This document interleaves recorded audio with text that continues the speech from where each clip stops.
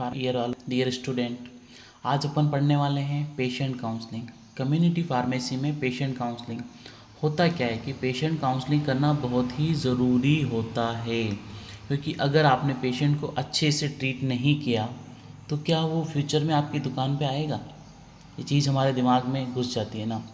तो first of all we will be covered like definitions cover करेंगे, benefits of patient counselling के क्या benefits रहते हैं, क्या स्टेजेस रहेगी पेशेंट काउंसलिंग की, लाइक इसमें काउंसलिंग के लिए क्या कंटेंट रहेंगे, काउंसलिंग प्रोसेस कैसे रहेगी और काउंसलिंग सेशंस को आप कैसे क्लोज करोगे।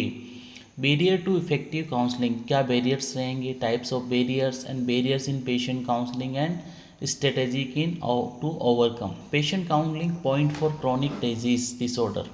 इसमें आप हाइपरटेंशन वाले मरीज़ के लिए, डायबिटीज़ वाले मरीज़ के लिए, अस्थमा मरीज़ के लिए, ट्यूबरकुलोसिस मरीज़ के लिए, COPD chronic obstructive pulmonary disease मरीज़ के लिए, एड्स मरीज़ के लिए आपकी क्या टेक्निक्स रहेगी, आप कैसे काउंसलिंग करोगे उस पेशेंट की, तो उसके लिए क्या तरीका रहेगा।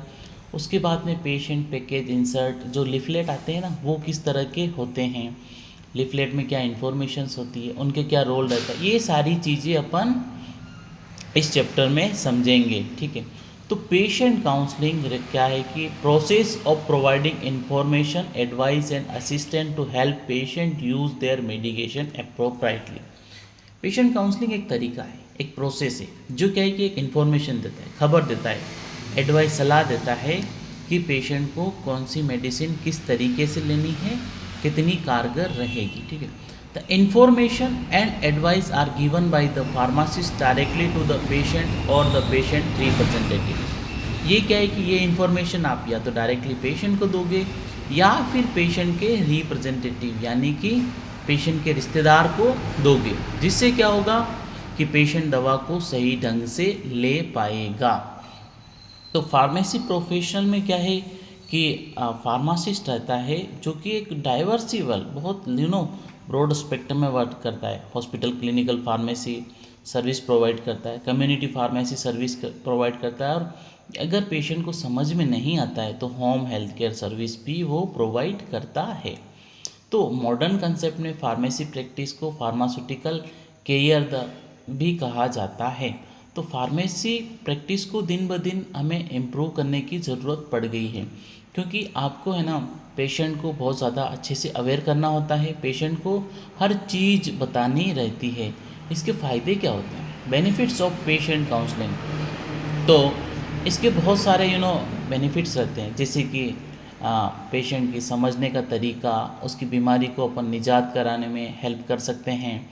पेशेंट का मेडिकेशन एडहेरेंस बढ़ जाएगा, दवा लेने का तरीका अच्छा होगा ना तो फास्टली वो ठीक भी हो जाएगा, और उसकी लाइफ पेशेंट की ज़िंदगी थोड़ी इम्प्रूव हो जाएगी, बेटर हो जाएगी। साइड इफ़ेक्ट अपन इससे कम कर पाएंगे। तो इससे क्या है कि ओवरऑल सारे बेनिफिट ही ना, नुकसान तो कुछ है ही नहीं। यू कैन सी लाइक इस चैप्टर इसमें देखो आप इस गोल के थ्रू, तो इससे क्या होगा कि एक तो पेशेंट खुद खुद दवा लेना सीख जाएगा, आपने अच्छे से समझा दिया तो उसकी रास्ता क्लियर हो जाएगा ना, कैसे दवा मुझे लेनी है, उसके जीने का तरीका बदल जाएगा, उसकी लाइफ स्ट्रेटेजी चेंज हो जाएगी, खुद खुद सेल्फ अवेयर हो जाएगा ना पेशेंट, सेल्फ अवेयरनेस बढ़ जाएगी, उसकी समझने की शक्ति बढ़ जाएगी, खुद का कॉन्फिडेंस बढ़ जाएगा, और उसके बाद में स्वास्थ्य होने की शक्ति या फिर सेल्फ इम्प्रूविंग भी उसका बढ़ जाएगा। तो ये सारे बेनिफिट्स ही तो हैं अपने लिए। तो आपकी क्या क्या स्ट्रेटेजीज रहती है, पेशेंट काउंसलिंग आप करोगे तो कैसे करोगे, तो उसमें आपको है ना आपका काउंसलिंग कंसेंट लेंगे, काउंसलिंग प्रोसेस करेंगे। ठीक है, तो इंट्रोडक्शन शुरू करते हैं। तो एक तरह का एक कम्युनिकेशन प्रोसेस है काउंसलिंग में, जो कि दो वे से, मतलब आप बताओगे फार्मासिस्ट तो पेशेंट सुनने वाला भी तो होना चाहिए, क्योंकि एक काउंसलिंग में क्या है कि आप इंफॉर्मेशन गैदरिंग करते हो और फिर उसको पेशेंट के साथ में डिस्ट्रीब्यूट करते हो। ठीक है, तो आप पेशेंट को अपने नाम से मिस्टर, मिसेस, मिस्टर या मिस के नाम से, फर्स्ट उसके नाम से बुलाइए। हर बार हर सेशन में आप उनको नाम से बुलाइए। जैसे कि किसी का रामलाल है तो ए रामलाल मत नहीं, मिस्टर रामलाल जी, ऐसे करके आप बुलाएंगे ना।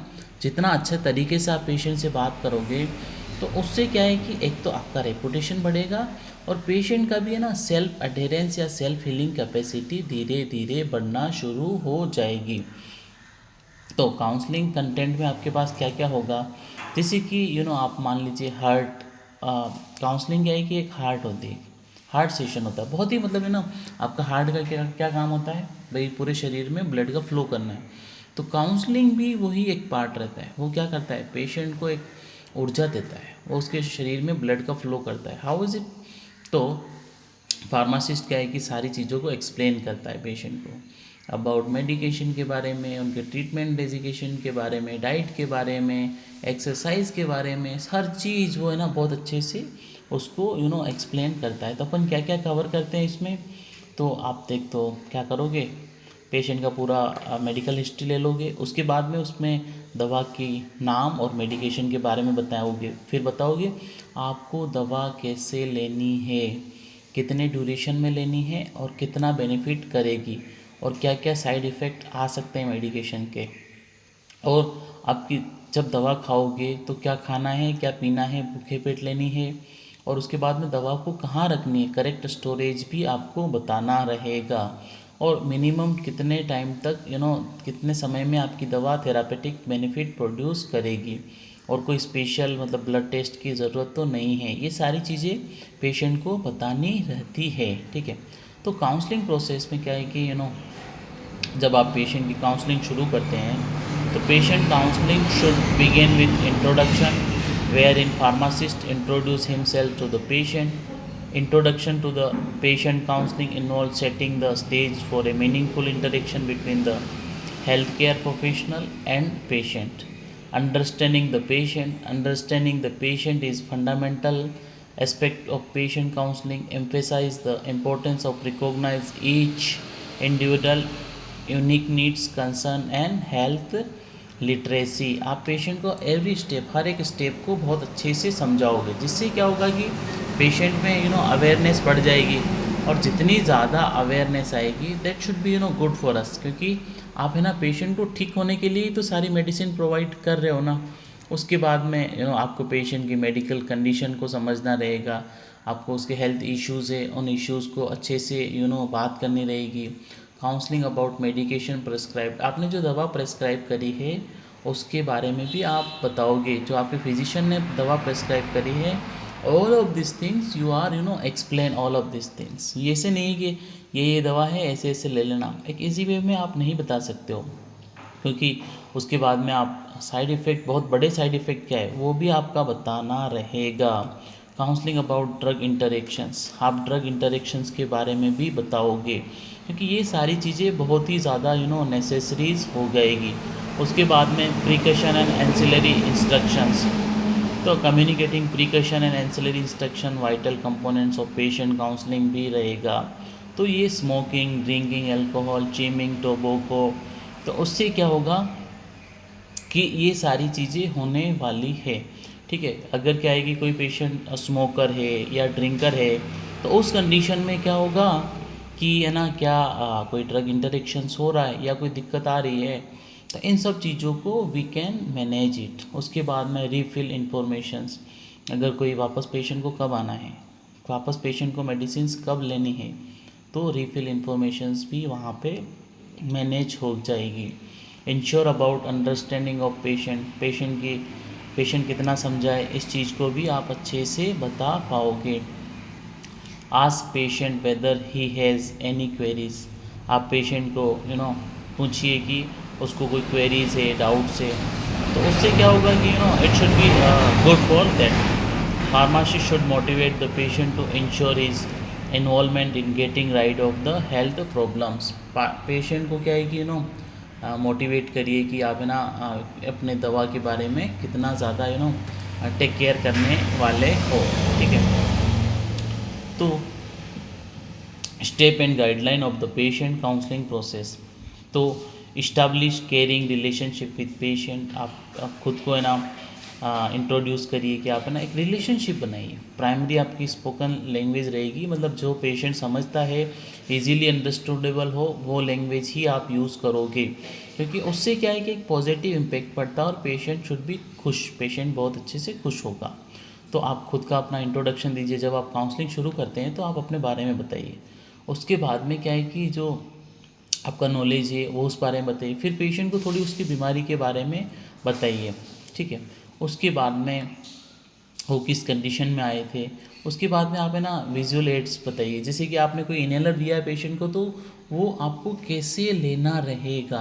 आप कंटेनर को ओपन करिए पेशेंट को, उसके बाद में कलर साइज शेप्स है, उसके बाद में उसमें जो भी इंजेक्शंस हैं या लिक्विड्स है उसके बारे में बताइए कि भाई आपको ये डिवाइस ऐसे यूज़ में करनी है।